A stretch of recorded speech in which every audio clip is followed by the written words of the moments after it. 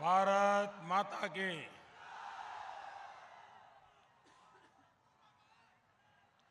राहुल सब बढ़िया है ने? हाल चाल ठीक है ना?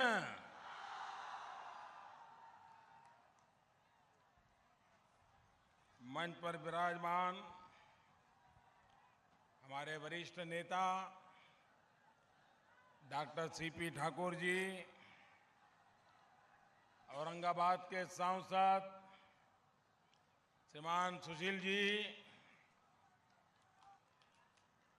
जहानाबाद से सांसद राष्ट्रीय लोक समता पार्टी के सह प्रदेश अध्यक्ष डॉक्टर अरुण जी, औरंगाबाद से विधान पार्षद राजेंद्र कुमार सिंह, भाजपा औरंगाबाद के अध्यक्ष पुरुषोत्तम जी, लोक जनशक्ति पार्टी के श्री अनूप ठाकुर, राष्ट्रीय लोक समता पार्टी के श्री अशोक मेहता, हम पार्टी के श्री अजय सिंह,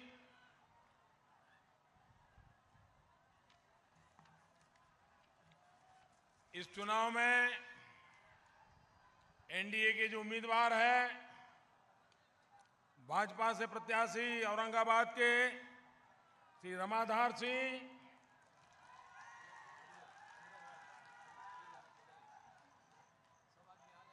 भाजपा के नवीन नगर के विधानसभा उम्मीदवार गोपाल नारायण सिंह,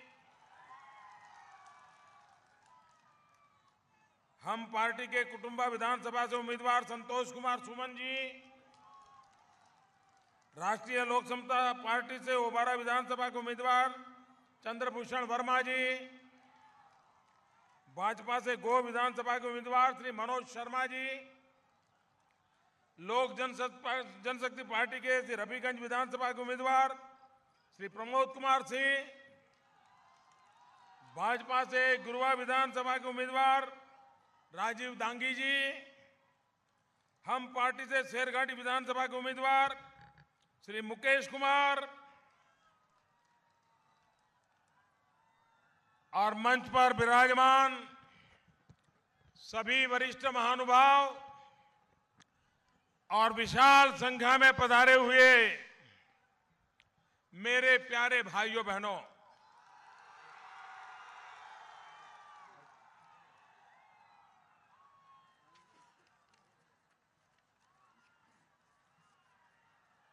मुझे औरंगाबाद आने का ये पहला सौभाग्य मिला है।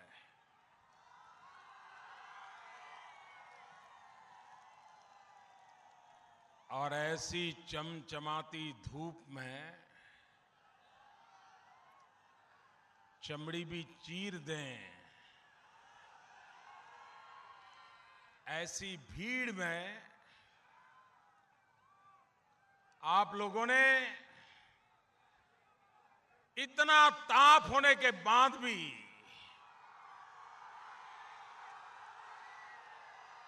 जो मुझे आशीर्वाद दिए हैं, मुझे प्यार दिया है, मैं आपको नमन करता हूं। आपके आशीर्वाद यही मेरी सबसे बड़ी पूंजी है।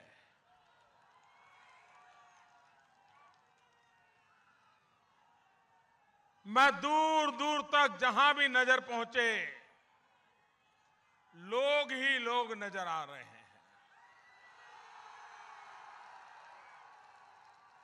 मैं नहीं मानता हूं वहां तक मेरी आवाज पहुंचती होगी जहां लोग खड़े हैं। भाइयों बहनों, चुनाव में तो रैलियां बहुत देखी है, लेकिन ये रेला नहीं, ये तो रैली से आगे बढ़ के, रेला रेला से आगे बढ़ के आंधी का रूप ले लिया है।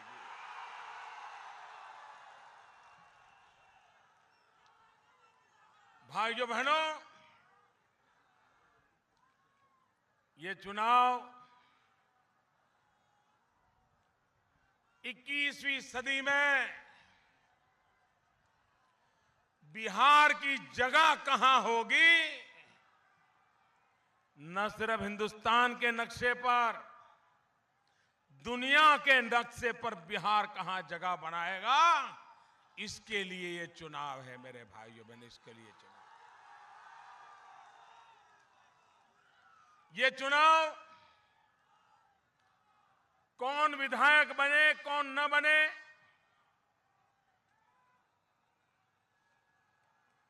किसकी सरकार बने किसकी सरकार न बने, कौन पार्टी जीते कौन पार्टी न जीते, कौन नेता आए कौन न नेता आए,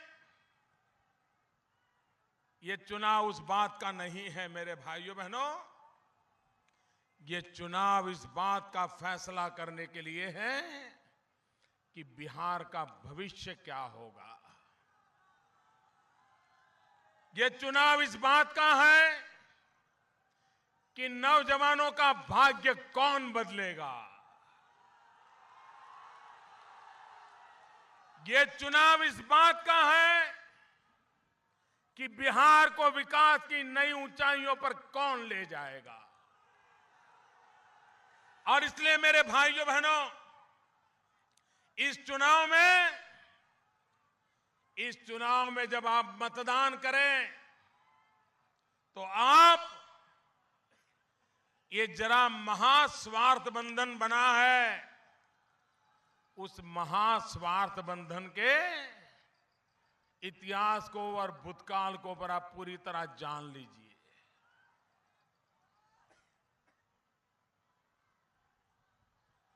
ये लोग कौन इकट्ठे आए हैं और क्यों इकट्ठे आए हैं,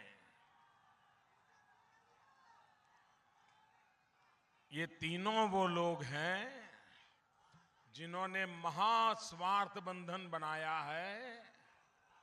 वे कभी न कभी बिहार में राज किए हैं। कांग्रेस ने 45 साल तक राज किया,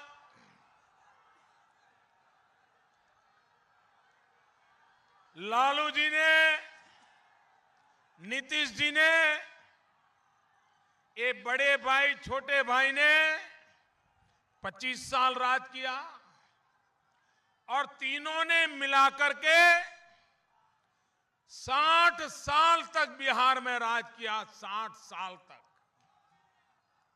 मुझे बताइए भाइयों, क्या 60 साल एक कम समय है क्या? 60 साल में सब कुछ हो सकता है कि नहीं हो सकता है? अरे दुनिया में कुछ देश जो 30 साल पहले पैदा हुए, 40 साल पहले पैदा हुए, आज वो दुनिया में नंबर 1 पर पहुंच गए। बिहार में इन्होंने 60 साल तक सरकारें चलाई, लेकिन बिहार के नौजवान को रोजगार तक नहीं दे पाए। मैं पूछना चाहता हूं, ये बिहार ने 2 रेल मंत्री दिए। लालू जी रेल मंत्री थे कि नहीं थे? नीतीश जी रेल मंत्री थे कि नहीं थे? अब मुझे बताइए, आपको कलकत्ता जाना है तो टिकट मिलता है क्या? मिलता है क्या? ट्रेन में जगह मिलती है क्या?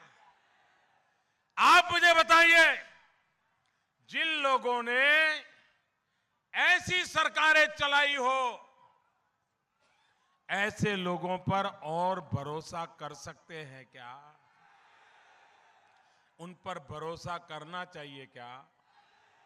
उनको दोबारा लाना चाहिए क्या? उनको रोकोगे? पक्का रोकोगे? लेकिन इसके लिए आपको मेरी मदद करनी पड़ेगी। करोगे? ऐसे नहीं, सबके सब हाथ ऊपर करके बताओ, करोगे? सबके सब हाथ ऊपर करके बताइए, करेंगे? पक्का करेंगे? पक्का करेंगे? देखिए, 16 तारीख को मतदान है। कब है? कब है? अभी आपके पास कुछ दिन बचे हैं। यहां आया हुआ एक एक व्यक्ति 50-50 मतदाताओं को लेके बैठ जाएगा। करोगे? एक एक व्यक्ति 50-50 मतदाताओं से मिलने, उनको बात पहुंचाए और 16 तारीख को वो बटन दबाएं ताकि बिहार के भाग्य का रास्ता खुल जाए। भाइयों बहनों, ये काम आप लोग करोगे? फिर एक बार हाथ ऊपर करके बताइए, करोगे? पक्का करोगे? मैं आपका बहुत बहुत आभारी हूं भाइयों बहनों। ये जो आपका मिजाज है ना, ये मिजाज ही परिवर्तन लाने वाला है। तो इस बार बिहार में भाग्य बदलने का जिम्मा मेरे नौजवानों ने उठाया है। सारे बिहार का जवान एक मुस्त हो गया है कि अब बिहार को बर्बाद नहीं होने देना है। अब बिहार को बेहाल नहीं होने देना है। आप मुझे बताइए, ये जो चुनाव लड़ रहे हैं, लालू जी हो, नीतीश जी हो, मैडम सोनिया जी हो, इन लोगों ने अपने 60 साल का काम का हिसाब देना चाहिए कि नहीं देना चाहिए? ऐसे नहीं, ताकत से बताओ। इन्होंने अपने काम का हिसाब देना चाहिए, पाई पाई का हिसाब देना चाहिए, पल पल का हिसाब देना चाहिए। बिहार में 60 साल में क्या किया बताना चाहिए, किसने किया बताना चाहिए, क्या क्या किए बताना चाहिए, कब कब किया बताना चाहिए। भाइयों बहनों, लेकिन पूरा चुनाव देखिए आप। अब कुछ दिन के बाद तो मतदान शुरू हो जाएगा, लेकिन अभी तक ये तीनों लोग, उन्होंने बिहार के लिए क्या किया, इसके लिए एक शब्द भी बोलते नहीं है। बोलते हैं क्या? बोलते हैं क्या? दिन रात क्या बोलते हैं? मोदी मोदी, मोदी को गाली दो, गाली दो। सुबह डिक्शनरी खोल करके बैठ जाते हैं कि आज मोदी को नई गाली कौन सी देंगे। अब तो डिक्शनरी भी खाली हो गई है, तो उन्होंने एक फैक्ट्री खोल के रखी है, नई नई गालियां बनाने की फैक्ट्री। और वो फैक्ट्री से रोज माल लेकर के निकलते हैं और दिन रात मोदी को गालियां दे रहे हैं। क्या ये चुनाव है? क्या चुनाव में काम का हिसाब नहीं दोगे? क्या चुनाव में बिहार के लिए क्या करोगे ये नहीं बताओगे? भाइयों बहनों, उनके पास कहने को कुछ बचा नहीं है। कोई भी सरकार हो, जब चुनाव में जाती है तो उस सरकार का दायित्व बनता है कि वो जनता को अपने काम का हिसाब दे, लेकिन वे अपने काम का हिसाब नहीं दे रहे हैं। 60 साल उन्होंने काम किया, यहां बर्बादी लाने का काम किया है। उद्योग धंधे अगर नहीं आएंगे तो नौजवान को रोजगार मिलेगा? मुझे बताइए, रोजगार मिलेगा? क्या बिहार के नौजवान को रोजगार चाहिए कि नहीं चाहिए? बिहार के नौजवान का पलायन बंद होना चाहिए कि नहीं होना चाहिए? बिहार के बेटे को अपने मां बाप की सेवा करने का मौका मिलना चाहिए कि नहीं मिलना चाहिए? आज मैं अभी कुछ दिन पहले दिल्ली से फरीदाबाद मेट्रो ट्रेन में गया था। फरीदाबाद स्टेशन पर गया था, तो जब मैं मेट्रो में जा रहा था तो बाकी लोग पैसेंजर आकर के नमस्ते करने आते थे। तो सारे पैसेंजर को मैं पूछता था, कौन हो, क्या कर रहे हो, कहां से आए हो। आपको आश्चर्य होगा, मुझे जितने नौजवान मिले उसमें से शायद एकाध कोई और होगा, बाकी सारे के सारे बिहार के नौजवान थे। मैंने पूछा क्या कर रहे हो, तो बोले साहब नौकरी के लिए आया हूं, तो फलाने कारखाने में शायद एक इंटरव्यू है तो मैं जा रहा हूं। कोई कहता है वहां पर जा रहा हूं, कोई कहता है वहां पर जा रहा हूं।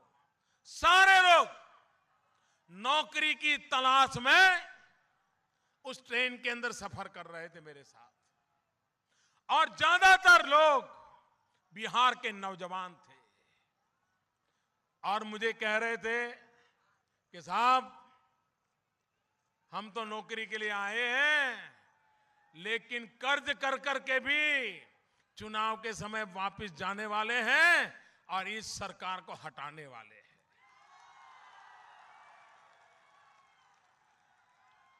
ये मिजाज है बिहारियों का पूरे देश में। मुझे अभी अमेरिका में बिहार के कुछ लोग मिले थे।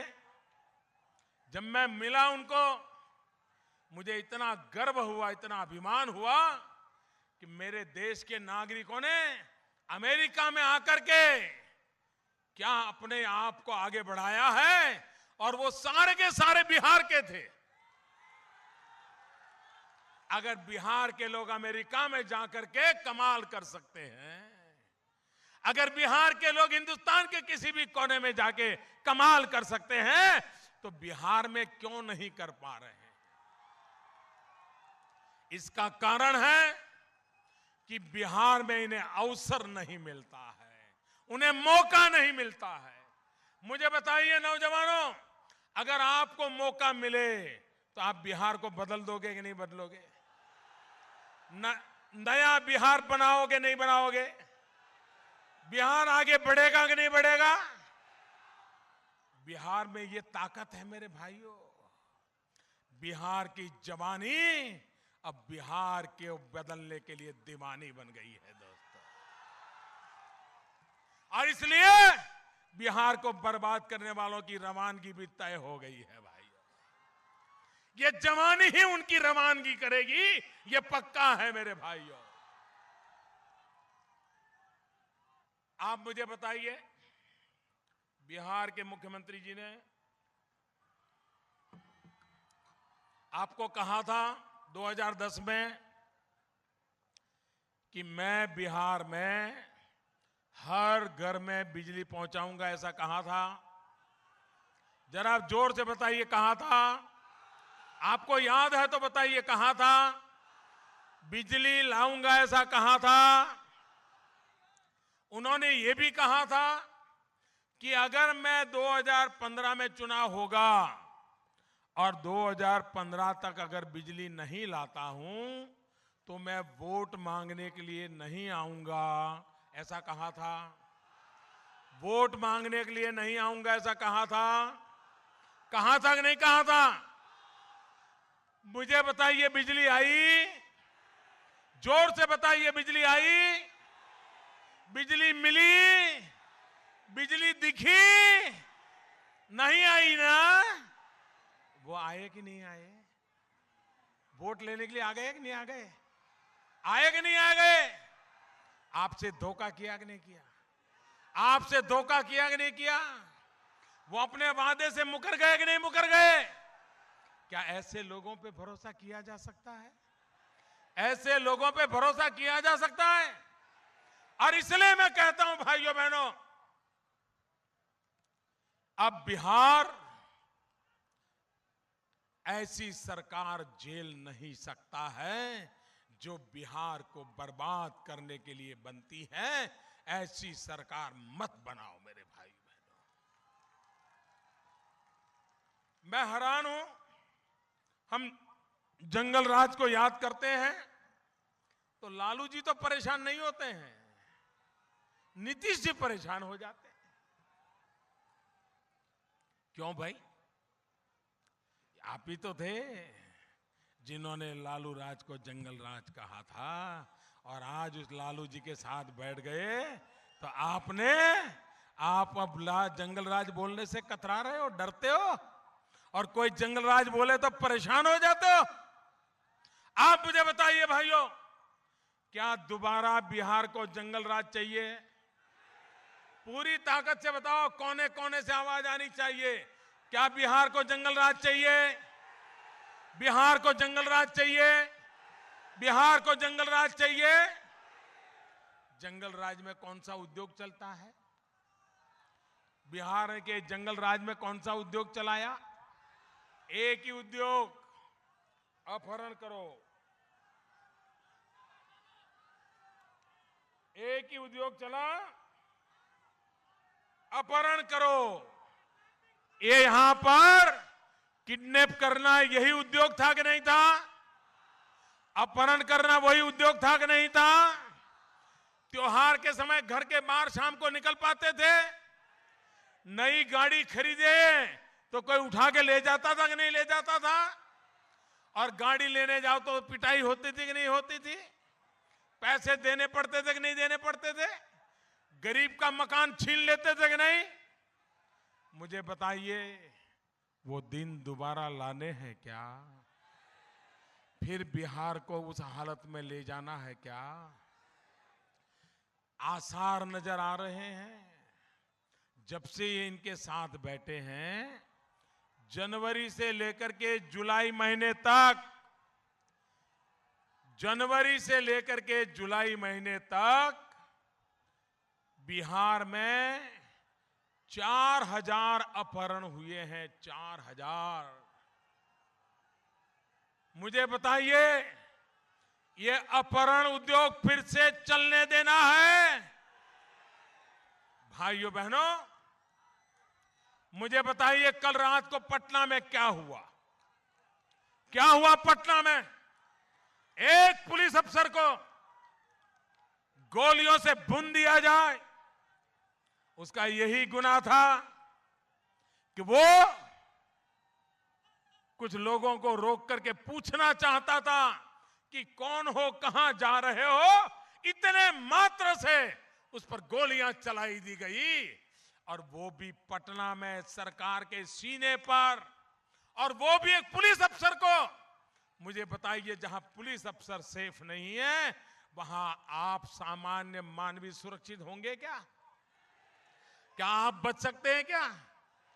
अभी तो जंगल राज, उनके साथ बैठने का ये हाल है, तो चुनाव नतीजे आने के बाद अगर गलती हो गई तो बिहार का क्या हाल होगा वो देख लीजिए। भाइयों बहनों, इसलिए मैं आपसे कहने आया हूं कि आप कृपा करके बिहार को बर्बाद होने से बचाइए। और बिहार में वो ताकत है कि बिहार आगे बढ़ेगा ना, सारा हिंदुस्तान आगे बढ़ जाएगा। इतनी ताकत है बिहार में, वो ताकत है। लेकिन 60 साल तक उस ताकत को दरकिनारा किया गया है। भाइयों बहनों, बिजली के क्षेत्र में हमने बीड़ा उठाया है। हम 24 घंटे बिजली देने का वादा करने आए हैं भाई। और मैंने कहा है 2022 जब भारत की आजादी के 75 साल होंगे, जब भारत की आजादी के 75 साल होंगे, हम हिंदुस्तान में 24 घंटे बिजली देने का काम पूरा कर देंगे भाइयों, पूरा कर देंगे। अकेले आपके औरंगाबाद जिले को बिजली के लिए 300 करोड़ रुपया एक जिले के लिए देने का निर्णय कर लिया है भाई। पूरे बिहार को 6,000 करोड़ रुपया देने का निर्णय कर लिया है। भाइयों बहनों, पूरे हिंदुस्तान का मैं हिसाब लगा रहा था, क्योंकि मुझे बिजली पहुंचानी है। मैंने अफसरों को बुलाया, मैंने कहा भाई बताओ कितने गांव ऐसे हैं कि जहां अभी तक बिजली नहीं पहुंची है। तो उन्होंने हिसाब लगाया, 18,000 गांव ऐसे हैं जहां अभी तक हिंदुस्तान में बिजली नहीं पहुंची है। फिर मैंने पूछा सबसे ज्यादा किस राज्य में है। आपको हैरानी होगी मेरे भाइयों बहनों, इन लोगों ने 60 साल राज किया, 60 साल राज किया। ये महास्वार्थ बंधन के लोगों ने 60 साल राज किया। 18,000 में से 4,000 गांव आज भी अंधेरे में है। वो गांव बिहार के हैं मेरे भाइयों। आप मुझे बताइए, इनको सजा करनी चाहिए कि नहीं करनी चाहिए? पूरे देश में 18,000 गांव, उसमें से 4,000 गांव अकेले बिहार के हैं। अगर आप मुझे बिहार में ऐसी सरकार बना के दे दो तो सबसे पहले मैं काम उठा लूंगा इन 4,000 गांवों में बिजली पहुंचाने का। भाई,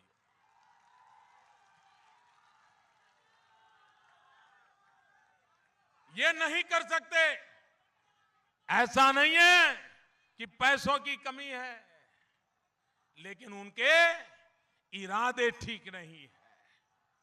सरकार चलाना ये उनकी रुचि का विषय नहीं है। और इसलिए मेरे भाइयों बहनों, वो 24 घंटे राजनीति करते रहते हैं, उठापटक करते रहते हैं, किसको बचाना, किसकी मदद करना, इसी में लगे रहते हैं। और इसलिए वे बिहार का भला नहीं कर सकते। भूतकाल में पंचवर्षीय योजनाओं के तहत बिहार को बिजली के लिए करीब 8,000 करोड़ रुपया भारत सरकार ने देना तय किया। 8,000 करोड़ रुपया देना तय किया, लेकिन ये सरकार ऐसी थी कि उसमें से 1,200-1,300 करोड़ से ज्यादा ले नहीं पाए। बताओ, अगर इनमें पैसे उठा करके काम करने की ताकत नहीं है तो ये आपका भला कर पाएंगे क्या? और इसलिए भाइयों बहनों, आज मैं आपके पास आया हूं कि बिहार के भाग्य को बदलना है और बिहार के जीवन में बदलाव लाना है। भाइयों बहनों, अगर मैं कोई भी हिसाब लगाता हूं कि भाई शौचालय कम से कम कहां बने हैं, तो नाम आता है बिहार का। कोई मुझे बताएं, क्या ये शौचालय जो नहीं है वो अमीर के घर में नहीं है क्या? अमीर के घर में शौचालय होता है कि नहीं होता है? मुझे बताइए, अमीर के घर में शौचालय होता है कि नहीं होता है? होता है कि नहीं होता है? गरीब के घर में होता है? गरीब के घर में शौचालय होना चाहिए कि नहीं होना चाहिए? ये गरीब मां बहनों को खुले में जाना पड़ता है, ये अपमान बंद होना चाहिए कि नहीं होना चाहिए? ये गरीबों की बातें करने वालों ने क्यों शौचालय नहीं बनाए भाई? ये शौचालय बनाने का काम दिल्ली में मेरी सरकार बनाने के बाद हमने उठाया और पिछले 1 साल में 95 लाख शौचालय बनाने का काम पूरा कर दिया है और आगे भी बनाने का काम तेज गति से चल रहा है। कोई मेरी मां बहन को खुले में शौचालय जाना न पड़े, उसकी इज्जत की चिंता हो, गरीब से गरीब को ये व्यवस्था मिले, ये काम हमने उठाया है भाई। मुझे बताइए, अमीरों का बैंकों में खाता होता है कि नहीं होता है? होता है कि नहीं होता है? लेकिन गरीब कभी बैंक में जा सकता था? गरीब का खाता खुलता था? भाइयों बहनों, हमने जनधन योजना लाए और ऐसा अभियान चलाया, इस देश के हर गरीब परिवार को बैंक अकाउंट खाता खोल दिया गया भाइयों। और आज पहली बार गरीब को लगने लगा है कि मैं अब साहूकारों के पास जाने के बजाय बैंक के पास जा सकता हूं। ब्याज के कारण मरने के बजाय मैं सम्मान से जी सकता हूं। हमने एक मुद्रा योजना लाए हैं। उस मुद्रा योजना के तहत जो छोटे छोटे लोग हैं, सब्जी बेचते हैं, दूध बेचते हैं, गाय बैल पशुपालन करते हैं, चना ममरा बेचते हैं, धोबी का काम करते हैं, नाई का काम करते हैं, अपनी साइकिल पर उठा करके कपड़े बेचने जाते हैं, अखबार बेचने जाते हैं। ऐसे लोगों को पैसों की जरूरत बहुत पड़ती है। घर में कोई बीमार हो जाए तो भी 500-1000 रुपया किसी से मांग के लाना पड़ता है। घर में कोई मेहमान आ जाए तो अड़ोस पड़ोस में 200-250 रुपया ला करके मेहमान को संभालना पड़ता है। भाइयों बहनों, इन गरीबों को बैंकों से पैसा नहीं मिलता था। हमारी सरकार मुद्रा योजना लाई। अकेले बिहार में 3 लाख लोगों को पैसे देने का काम पूरा कर दिया भाई। और पूरे हिंदुस्तान में करीब करीब 26,000 करोड़ रुपया बैंकों से इन गरीबों को देने का काम हमने किया है। और इसलिए भाइयों बहनों, गरीब को ताकतवर बनाना है, गरीब की आर्थिक शक्ति बढ़ानी है, जिसके कारण मेरा गरीब का लाभ हो। हमने अभी 1 महीने का 1 रुपया, मुझे बताइए यहां कोई व्यक्ति है जो महीने का 1 रुपया न दे सके? हर कोई दे सकता है ना।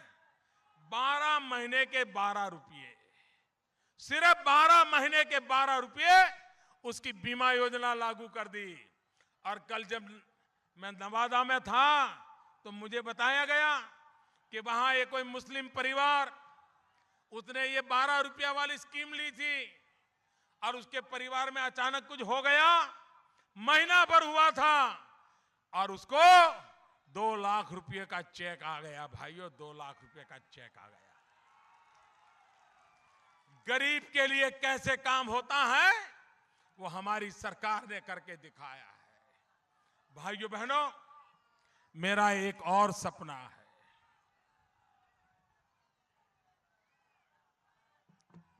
वो सपना पूरा करने के लिए मुझे बिहार में ऐसी सरकार चाहिए जो बिहार का भला करना चाहती है। और वो मेरा सपना है कि 2022 जब देश की आजादी के 75 साल होंगे, तब गरीब को भी अपना खुद का रहने का घर मिलना चाहिए। गरीब को घर मिले, ये बहुत बड़ा बीड़ा मैंने उठाया है। मुझे बताइए भाइयों बहनों, क्या गरीब को अपना घर होना चाहिए कि नहीं होना चाहिए? पूरी ताकत से बताओ, होना चाहिए कि नहीं होना चाहिए? गरीब को घर होना चाहिए कि नहीं होना चाहिए? हमने बीड़ा उठाया है हिंदुस्तान के गरीब परिवारों को उनका अपना घर हो, घर में पानी का नल हो, नल में जल हो, बिजली हो, शौचालय हो और नजदीक में गरीब बच्चों को पढ़ने के लिए अच्छी शिक्षा की व्यवस्था हो। ये बीड़ा उठाया है भाइयों। और इस काम को करने के लिए अगर राज्य सरकारें ऐसी होगी जो ये तय करे हम तो तुमसे बात ही नहीं करेंगे, हम तो तुमको घुसने नहीं देंगे, तुम तो ढिकने हो, फलाने हो, ऐसे हो, वैसे हो, तो गाड़ी चलेगी क्या? इसलिए भाइयों बहनों, मैं आज आपसे आग्रह करने आया हूं कि आप भारतीय जनता पार्टी और हमारे एनडीए के जो साथी हैं, रामविलास पासवान है, जीतन राम मांझी है, भाई उपेंद्र कुशवाहा है, ये हमारी पूरी टीम, इन सबको इस चुनाव में आप विजयी बनाइए और विजयी बना करके बिहार के भाग्य को बदलने का फैसला कर लीजिए। इसी एक आग्रह के लिए आज मैं आपके पास आया हूं। भाइयों बहनों, बिहार को बर्बाद नहीं होने दिया जाएगा। बिहार की जवानी बर्बाद हुई, 3-3 पीढ़ी बर्बाद हो गई भाइयों, 3-3 पीढ़ी बर्बाद हो गई। अब इसको बर्बाद नहीं होने देना है और इसलिए ये चुनाव एक तरफ जंगल राज और दूसरी तरफ विकास राज। ये पूरा चुनाव जंगल राज के खिलाफ विकास राज का चुनाव है। सारी समस्याओं का समाधान विकास में ही रखा है और इसलिए मैं आज आपके पास आया हूं, ये कहने के लिए आया हूं कि विकास के लिए वोट दीजिए। दलित हो, पीड़ित हो, शोषित हो, वंचित हो, गरीब से गरीब हो, गांव का हो, इन सब का भला विकास होगा तभी होने वाला है। जवानों को रोजगार मिलेगा तो परिवार की स्थिति अपने आप बदलवाने वाली है और इस काम के लिए भारतीय जनता पार्टी के नेतृत्व में बिहार में 2/3 बहुमत से सरकार बनाइए भैया, 2/3 बहुमत से। आप मुझे बताइए,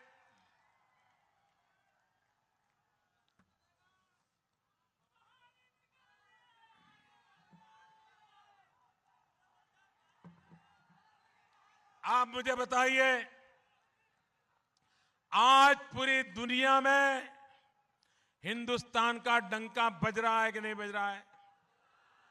ऐसे नहीं, पूरी ताकत से बताओ, डंका बज रहा है कि नहीं बज रहा है?